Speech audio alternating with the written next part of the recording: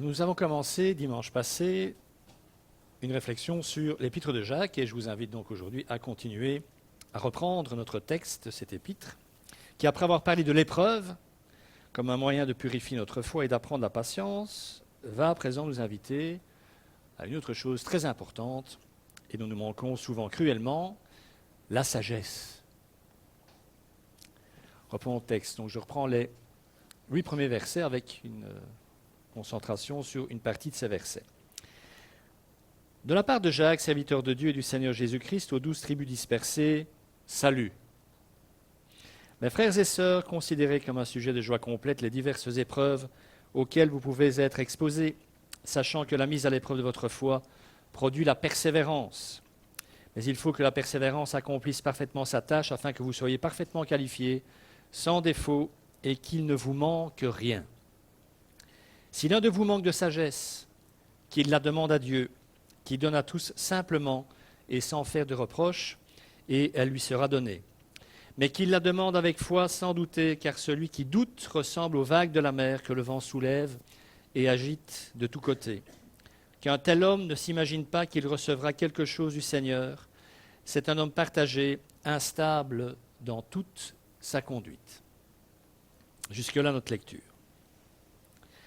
Si quelqu'un manque de sagesse, il faut déjà s'en rendre compte, qu'il la demande à Dieu. Alors moi je trouve que c'est plutôt une bonne nouvelle, que lorsqu'on manque de sagesse, on puisse demander l'aide de Dieu pour la recevoir. Et de savoir, avec certitude, que si on demande de la sagesse à Dieu, il nous la donnera. Alors je crois ne pas m'avancer trop en disant que la plupart d'entre vous ont déjà certainement demandé beaucoup de choses à Dieu. Je me trompe? La sagesse, je suis beaucoup moins sûr. Je ne sais pas pourquoi je dis ça, mais voilà. Peut-être en regardant ma propre vie.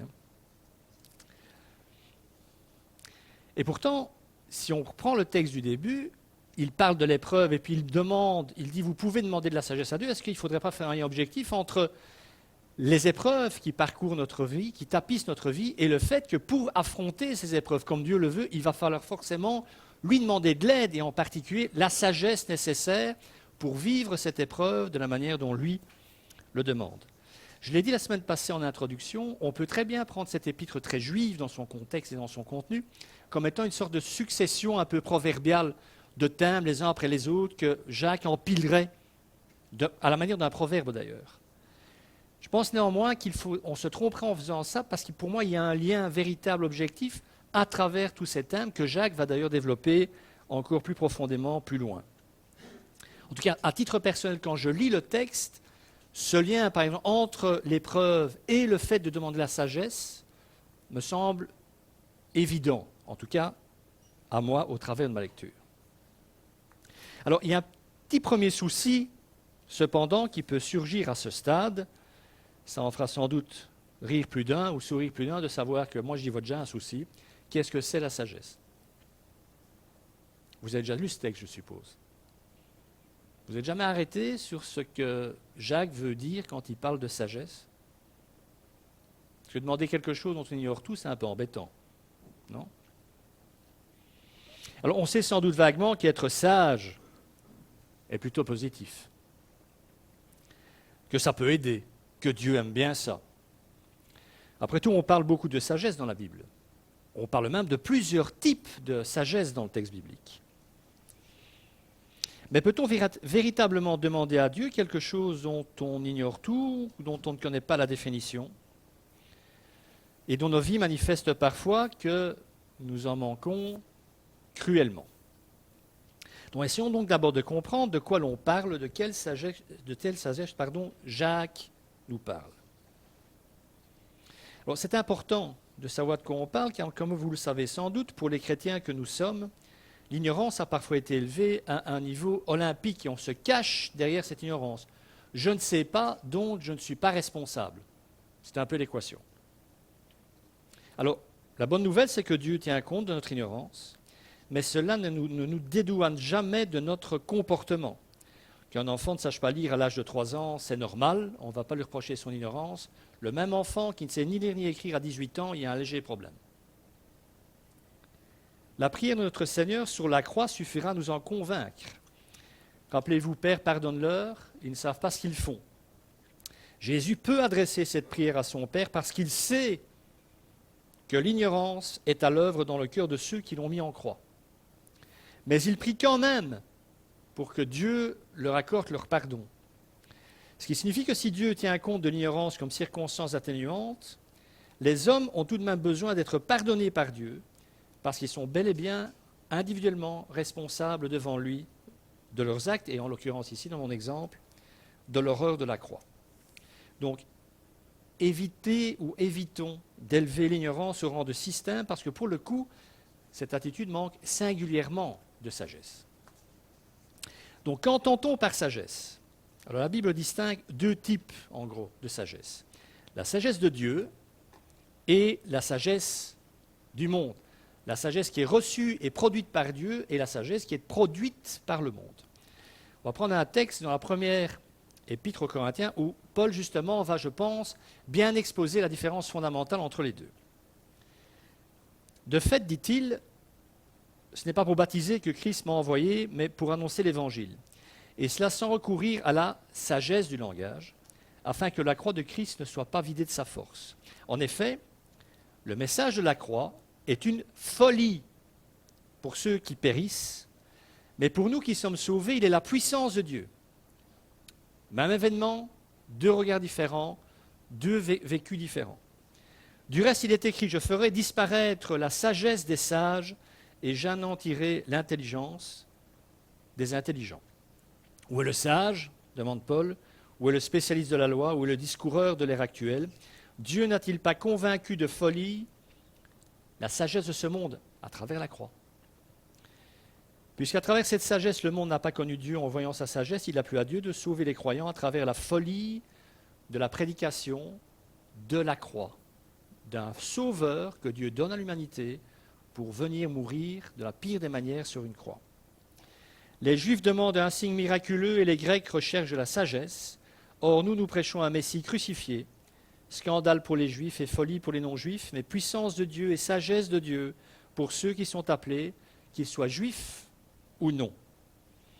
En effet, la folie de Dieu est plus sage que les hommes et la faiblesse de Dieu est plus forte que les hommes. Alors, on peut déjà déduire de ce passage, qui n'est pas simple, je vous l'accorde, on peut déduire de ce passage que la sagesse produite par le monde, par les hommes non régénérés de ce monde, n'a rien en commun avec la sagesse de Dieu, et qu'on se tromperait lourdement en confondant les deux. C'est évidemment la sagesse de Dieu, celle qui vient de Dieu, que Jacques nous invite à lui demander au travers de la prière. Donc j'ai tenté une définition des deux types de sagesse. Elles valent ce qu'elles valent. Première sagesse, celle du monde. La sagesse du monde, c'est la connaissance naturelle ou acquise des choses de ce monde par les lumières de l'esprit humain.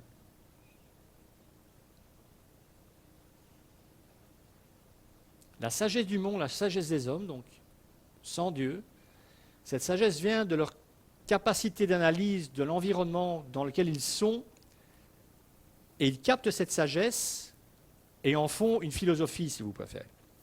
Et la sagesse de Dieu, quant à elle, la sagesse qui vient de Dieu, c'est la connaissance de Dieu lui-même. Donc c'est le connaître lui, personnellement, et celle acquise par la révélation qu'il donne des choses de ce monde. Autrement dit, par exemple, les philosophes vont donner une vision du monde qui procède de la sagesse du monde, la sagesse des hommes. Et la connaissance de Dieu, lui, vous allez avoir une analyse de ces mêmes réalités qui vous entourent, mais éclairée par ce que Dieu en dit. Alors, j'ai pris une petite illustration que vous connaissez peut-être. Donc, pour distinguer les deux, mais pour vous dire que le problème fondamental de l'homme, c'est qu'il peut avoir différents regards sur le même type de circonstances. Je vous donne cette petite illustration que j'ai dû utiliser dans le passé. Quand un homme voit une femme, il voit une cible. Quand un moine voit une femme, il voit une tentation.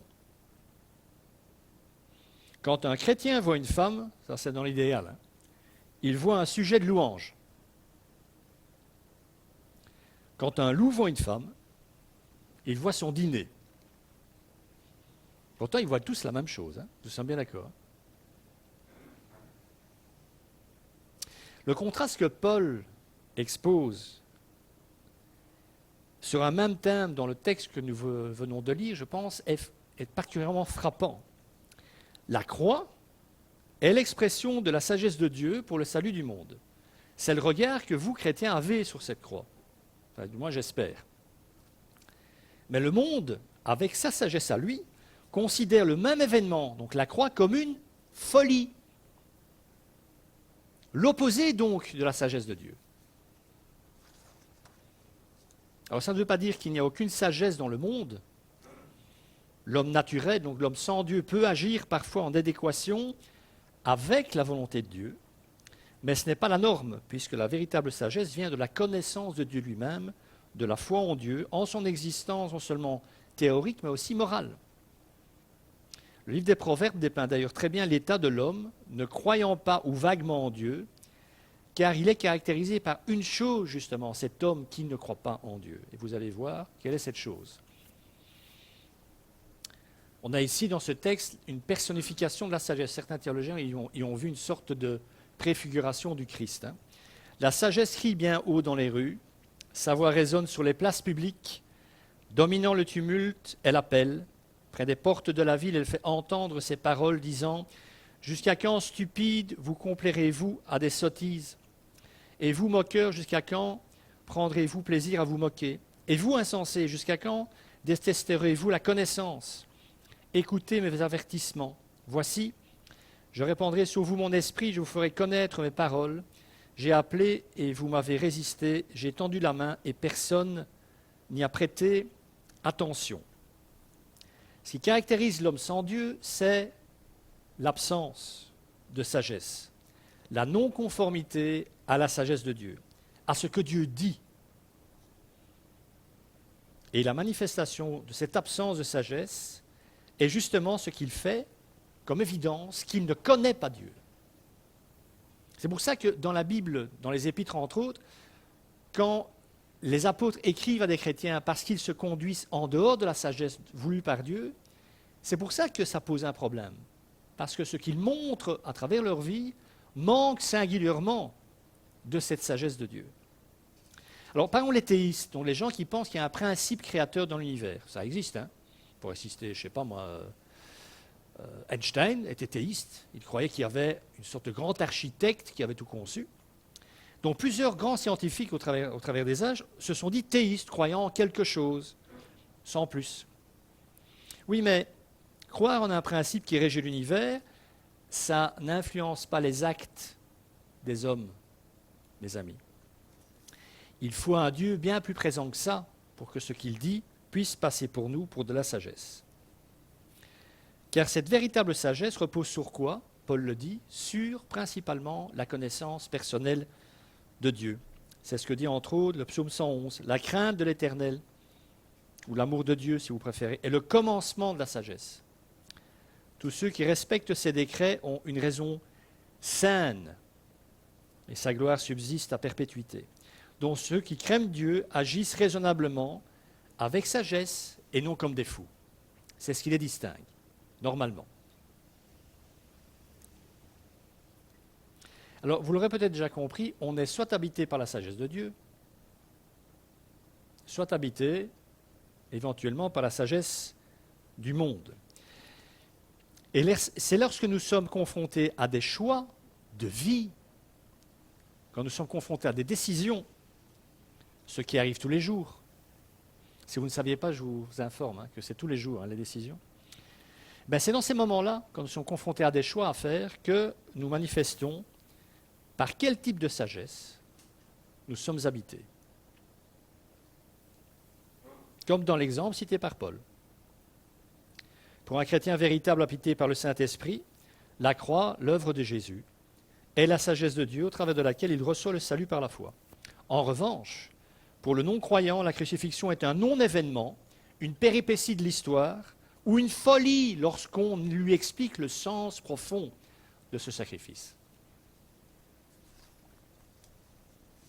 On peut prendre un autre exemple. Alors cet exemple est un peu cash, je sais. C'est peut-être une de mes grandes spécialités, mais au moins ça va avoir, je pense, l'avantage de faire réfléchir. tout cas de bousculer un peu.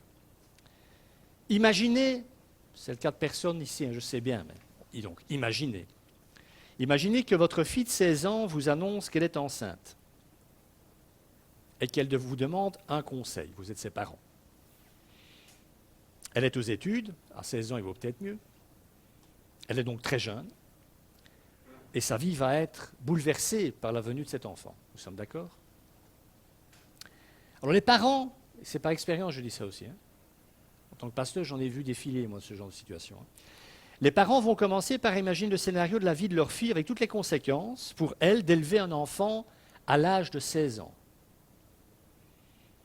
Et ils finiront pour la plupart par conclure qu'il n'est pas raisonnable de garder l'enfant. Et sur quoi s'appuieront-ils pour dire ça? Sur le bon sens, sur la sagesse. Ce n'est pas raisonnable de garder cet enfant. Tout ça paraît normal, et même sage, diront certains. Mais tout ça, et il faut le comprendre, c'est l'expression de la sagesse du monde, de l'analyse qu'un homme est capable de faire d'une situation donnée. Rappelez-vous, la sagesse du monde, c'est la connaissance naturelle ou acquise des choses de ce monde par les lumières de l'esprit humain. Une enfant de 16 ans à l'heure actuelle qui est un enfant, si elle le garde, sa scolarité est perturbée, sa vie future est perturbée, ça va, excusez-moi, un bordel sans nom.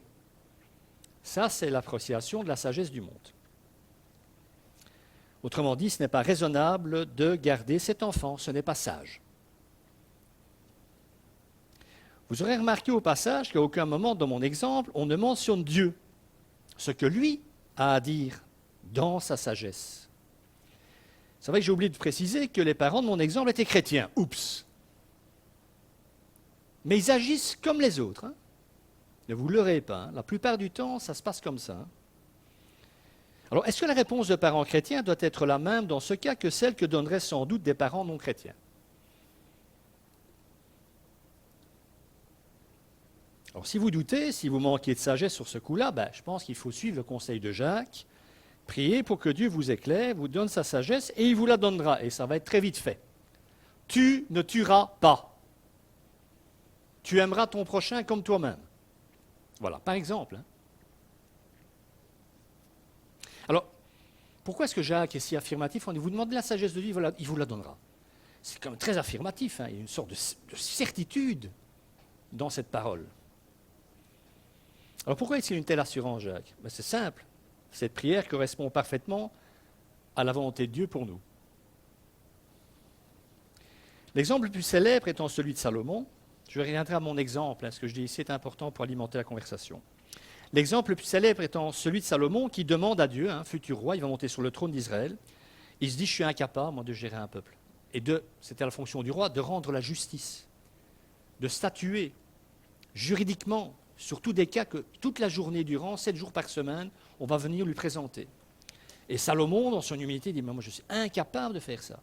Que fait-il? Il demande une seule chose à Dieu, donne-moi ta sagesse, pour pouvoir diriger ce peuple. Qu'est-ce que Dieu a fait? Il a dit, tu as exactement demandé ce qu'il fallait, et parce que tu n'as demandé que la sagesse, et pas du pouvoir, de l'argent, de l'or, de la renommée, ta renommée sera connue dans le monde entier. Tu auras tout le reste avec. Donc il faut bien comprendre que quand vous demandez la sagesse à Dieu, c'est que vous savez que vous en manquez. Que vous savez que vous ne savez pas grand-chose. Que vous n'êtes pas Dieu et que vous avez besoin de lui pour savoir que décider dans certaines circonstances. J'ai envie de dire dans toutes les circonstances. Que vous êtes humble par rapport aux défis de la vie et que vous avez besoin de la sagesse de votre Père, qu'il vous donne sa sagesse. Je reviens à mon exemple. Terrible, nous sommes bien d'accord. De nombreux parents chrétiens confrontés à la situation de mon exemple, impliquant des conséquences importantes, des bouleversements assez extraordinaires. C'était aussi le cas de la croix pour Jésus. C'était aussi assez terrifiant et bouleversant et tout ce que vous voulez. Il a quand même été se soumettre à la sagesse de Dieu. De nombreux parents chrétiens, croyez-moi, vont choisir, conseiller l'avortement parce que cela leur paraîtra plus sage selon la sagesse du monde, mais pas selon celle de Dieu. Alors, je vais être clair, en tout cas sur ce genre de situation.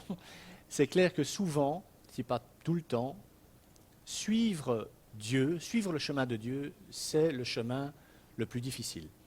Quand vous vous posez la question, j'ai deux chemins devant moi, quel est celui que Dieu me demande d'emprunter? 9 fois sur 10, vous prenez le plus dur des deux, vous êtes sur le chemin de Dieu. Réfléchissant à ça, je me suis dit, quelle chance que Jésus, que ce soit dans les tentations dans le désert ou dans le jardin de Gethsémané, quand il demande à son Père de lui retirer la coupe qu'il est prêt à boire, quelle chance que lui s'est soumis à la sagesse de son Père, hein, ou nous ne serions pas là. Alors c'est vrai qu'un avortement, même s'il y a des conséquences psychologiques, hein, c'est vrai qu'un avortement, ça prend une demi-heure, à la louche. Élever un enfant, ça prend quasi la moitié d'une vie. Mais que dit la Bible? Quel est l'opposé du sage? Quel est son contraire au sage? Psaume 53, verset 2. Le fou, celui qui manque de sagesse, dit dans son cœur, il n'y a pas de Dieu. Le Dieu n'existe pas. Autrement dit, agir en fou, c'est prendre des décisions, c'est vivre comme si Dieu n'existait pas, comme si Dieu n'avait jamais rien dit concernant tel ou tel sujet. Alors, c'est quand même un peu étrange comme positionnement si on se dit chrétien, fils et fille de Dieu, donc ayant une relation intime avec un Dieu qui est devenu notre Père. J'ai cité ces deux versets, il y en a bien d'autres. Hein. Tu ne tueras pas, tu aimeras ton prochain comme toi-même.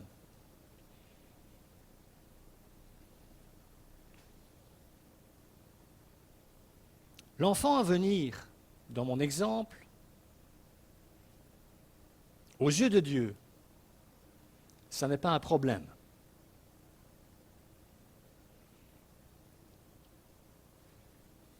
C'est un être à aimer.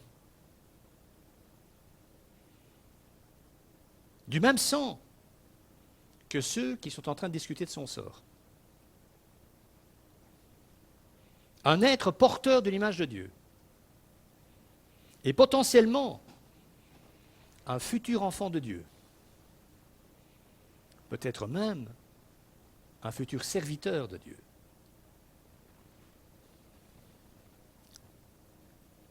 Alors toutes nos décisions à prendre, nos choix à poser et nos recours à la sagesse n'auront sans doute pas la dramaturgie de mon exemple, hein, quelle chance.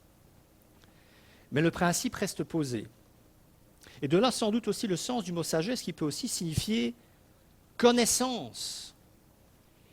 Dans le cas de la sagesse de Dieu, il s'agit bien entendu de la connaissance de sa parole. Confronté à ce genre d'exemple, ce genre de situation terrible, je ne peux même pas imaginer aucun des parents, des grands-parents ou des parents chrétiens qui n'auraient pas toutes ces paroles de Dieu qui leur viendraient à l'esprit. J'en ai cité deux, il y en a d'autres. Hein. Dans notre situation hypothétique, les parents prieront pour recevoir la paix de Dieu dans cette situation. La paix de Dieu. Mais la décision, mes amis,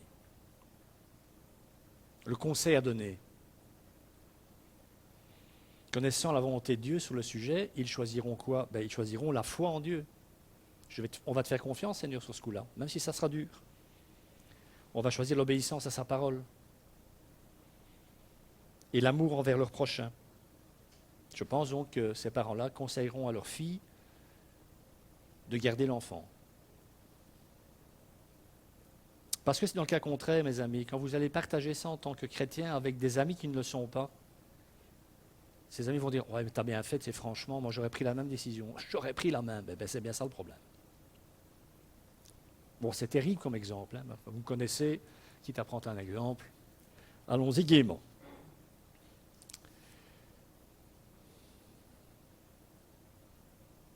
Jacques précise également que nous devons demander, mais demander sans douter. Si l'un de vous manque de sagesse, qu'il la demande à Dieu, qui donne à tous simplement et sans faire de reproches, et elle lui sera donnée. Mais, qu'il la demande avec foi, sans douter, car celui qui doute ressemble aux vagues de la mer que le vent soulève et agite de tous côtés. Qu'un tel homme ne s'imagine pas qu'il recevra quelque chose du Seigneur, c'est un homme partagé, instable dans toute sa conduite. Alors, ce que Jacques affirme ici découle en droite ligne de la mention même qu'il fait de la sagesse. Il sait que celui qui demande la sagesse à Dieu doit croire en lui. S'il s'adresse à Dieu pour lui demander quelque chose de si personnel, c'est même parce qu'il croit. Puisque l'absence de foi correspond à la folie. Alors Jacques, en amoureux des proverbes, raisonne donc ici sous forme de thèse et d'antithèse. J'ai fait un petit exercice, j'ai essayé de vous rendre la pensée de Jacques quand il dit ça, au travers de la structure du texte. Si tu es assez sage pour demander à Dieu la sagesse, c'est que tu crois en lui, que tu as foi en lui. Il est donc hors de question de douter de la réponse à ta demande, car cela signifierait que tu n'as pas la foi. C'est antithétique, ça ne peut pas coexister. D'ailleurs, il va continuer en utilisant une image saisissante pour dépeindre cet homme qui s'approcherait de Dieu, le doute au cœur. Il ressemble aux vagues que le vent soulève et agite de tous côtés. Je ne sais pas si vous avez déjà vu des grosses vagues, mais on retrouve ici l'image d'une vague qui s'élève, c'est ce que font les vagues. Ça symbolise l'ascension vers Dieu. La vague se lève. Et puis, cette même vague est poussée de côté, donc horizontalement. Ce qui a un effet pratique sur la vague, c'est qu'elle n'arrive pas entière au rivage. Elle a perdu de sa force quand elle arrive. Elle a perdu de sa résolution. Vous comprenez? L'image est très forte, me semble-t-il. Et Jacques dépeint cet homme comme instable, un être irrésolu, partagé, un être qui est, dans le grec, dipsoukos, littéralement, qui a deux âmes. Nous savons bien que ce n'est pas possible. Donc l'une qui croit et l'autre qui ne croit pas. Et Jacques dit ça, mes amis, ça c'est pas possible. Hein. Alors c'est bien entendu la même âme dont il s'agit, et cette âme est donc partagée. Alors l'auteur de l'Épître aux Hébreux va donner le même avertissement en Hébreux 11. Or, sans la foi, il est impossible d'être agréable à Dieu, car il faut que celui qui s'approche de Dieu croit que Dieu existe et qu'il récompense ceux qui le cherchent. Quel sens serait une prière adressée à Dieu et au même moment on prie, au même moment on dit il ne me donnera pas ce que je demande. Même si c'est dans sa volonté, il ne me donnera pas. Je doute. Mais vous doutez de quoi quand vous doutez à ce niveau-là? Vous doutez de Dieu lui-même en fait. Donc, Jacques nous dit, on ne peut pas être, il va développer ça beaucoup plus fort plus loin, on ne peut pas être deux choses opposées à la fois en même temps. C'est pas pour rien que je l'ai appelé boum boum, hein, Jacques. Je décline toute responsabilité, moi. On continue, si vous voulez. Jacques 1, 9 à 11. Merci. Que le frère de condition humble, ou le pauvre, hein, si vous préférez, tire fierté de son élévation, que le riche au contraire se montre fier de son abaissement, car il disparaîtra comme la fleur de l'herbe, le soleil se lève avec son ardente chaleur, il dessèche l'herbe, sa fleur tombe et toute sa beauté s'évanouit, de même le riche se flétrira dans ses entreprises. Alors, ici encore, on pourrait penser que Jacques passe d'un sujet à l'autre, sans trop faire le lien entre eux. Là encore, je pense qu'on se tromperait si on pensait ça. En effet, le riche et le pauvre, deux statuts sociaux existant à l'époque et existant encore de nos jours, sont concernés par ce que Jacques vient de dire au sujet de l'épreuve, au sujet de la foi et de la sagesse. Parce que le riche et le pauvre vont se retrouver côte à côte dans l'Église. Jacques écrit à des chrétiens. Et dans cette Église à qui il écrit, dans ces églises, il y a des pauvres et des riches, qui sont frères en Christ. Le riche chrétien pourrait croire avoir toujours l'agrément de Dieu du simple fait qu'il est riche. Il pourrait déduire que Dieu le bénit tout le temps parce qu'il a des moyens. Alors que le pauvre aurait pu penser exactement le contraire, que Dieu ne lui était jamais favorable, que son statut social le prouvait suffisamment et qu'il ne lui servait donc à rien de prier pour demander quoi que ce soit. En fait, dit Jacques, le riche et le pauvre n'ont qu'une seule chose en commun. Tout le reste passera, la pauvreté comme la richesse. Une seule chose.